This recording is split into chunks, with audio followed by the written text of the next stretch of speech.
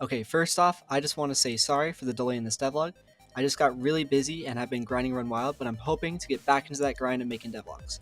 Also, at the end of this video, I'm going to talk about how much Smash VR has made because it's kind of crazy what happened in the last 7 months. Anyways, let's hop right in. So one of the main things I got added in these past few months is a cave system. This is actually really hard to implement, so I'm going to quickly explain how it works because it's pretty interesting.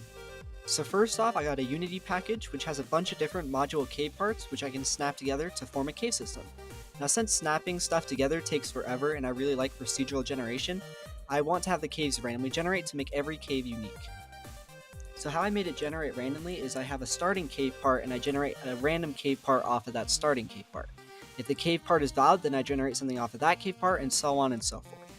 But if the cave part collides with another cave part so the caves overlap, it will generate another cave pieces to see if those work. If nothing works, it will spawn an end cave part and it won't generate anything else from that cave path. I also added some checks after generating the caves to make sure it's a certain size, as I don't want the caves to be too big or too small. It's some really simple code and it should have been super quick to add, except it took me forever to add because I'm stupid, so that kinda sucks. But it turned out really well, and it's super fun to explore, and it gives me a natural place to spawn orbs. Now time for some small stuff. First off, I made it so you actually have to swing to break stuff, so you can't just break stuff by just shaking your hands really fast. I also added a day and night cycle, some rain, and some clouds. This isn't the most important thing to add to the game, but it makes it feel 10 times better and way more polished, so I'm glad I added it in. I'm also excited to add more weather to the game, like snow or thunderstorms. Now another thing I added was changing the main menu from using a keyboard to being a touchscreen. It was really hard to navigate the menu beforehand, and this system makes it so much easier to use and a lot more beginner friendly. It's also a nice little unique thing for this game. Now speaking of the menu, I also added some more tabs to it. A small one that I added was a game settings tab. Right now it doesn't do anything, but I want to change it later on so it'll have stuff like audio settings, controls, etc. Although it's still a work in progress. Now the main tab I added was a world settings tab.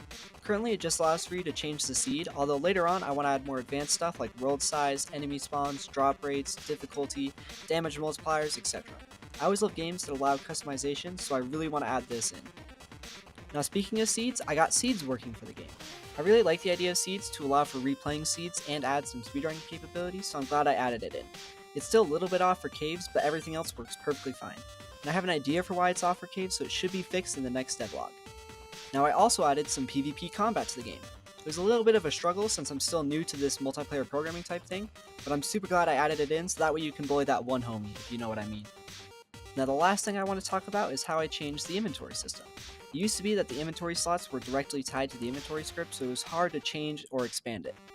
So I changed it so that each inventory slot is its own script and it can be its own standalone slot, which allows for me to use it for more stuff like chests, and it makes the inventory way better. But I just wanted to quickly mention this since I spent a lot of time on it and allowed me to shrink the codebase by like 500 lines of code, so that's a W. Also, here's some small stuff which I added, which didn't deserve its own video, but I still worked on, so I still want to mention. Now for something I have wanted to do for a while now, and that's the updated profits of Smash VR. Last time I did one of these videos, I said it had made about $126 of revenue, which after Meta took their cut and I subtracted my expenses, was about a negative $11.80 take-home cash, which was not very good, but a lot has happened in the past 7 months, and I mean a lot. The main thing that happened is that the game blew up at the start of July. Like we were talking like 5 to 10 times more downloads and DLC sales. Although it's dropped down and is lower currently, it's still way higher than when I started out. So I made, drumroll please, $8,149 as of October 14th, which is actually crazy. And after Oculus takes their 30% cut and the $150 in expenses, that's still a $5,554 profit, which is just crazy. Also, Smash VR has a 142,000 installs and 130,000 active users, which is like crazy. I just wanted to add this because I just want to say thank you to you guys for the support. It's actually crazy. I'm able to work less at my fast food job and more on game dev because of this, so thank you. I can't say it enough. Thank you. Anyways, thanks for watching the video. Hopefully the next one doesn't take me 3 months. But if you guys can like and subscribe if you enjoyed the video, it would really mean a lot to me. Also, make sure to comment your ideas for Run Wild, as I will most likely add them to the game. Thanks for your guys' support, and have a great day.